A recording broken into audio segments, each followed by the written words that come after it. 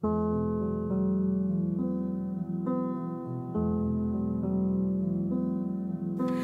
dat cineva vreodată un singur sărut pe frunte ca să te topești, deodată mai mult să-ți dorești.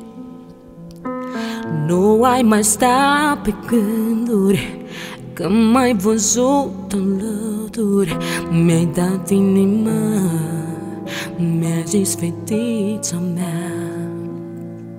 Sunt zile când noi am trăit doar capcane și totuși pe stres am fugit amândoi la cântare. Când pas cu pas te chem, iubirea mea, îți cântă fetița ta. Pas cu pas te iau în lumea mea.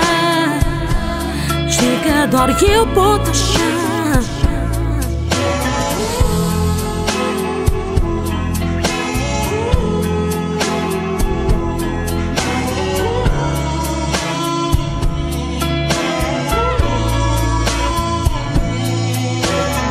Îți mai aduci aminte de vara noastră fierbinte, de serile noi, luam și curajul cu noi.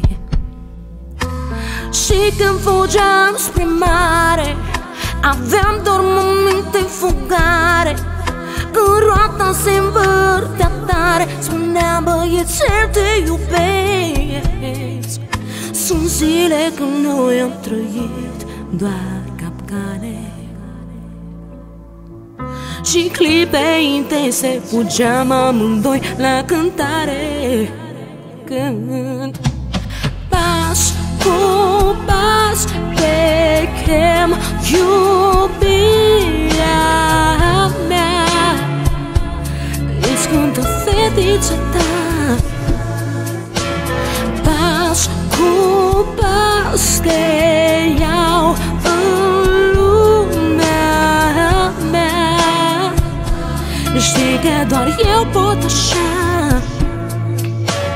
Zâmbetul nu pot să mi-l stăpânesc, e atât de simplu, băiețel, te iubesc. Da, orice pas mă ridici până la cer și știi că oriunde am fi,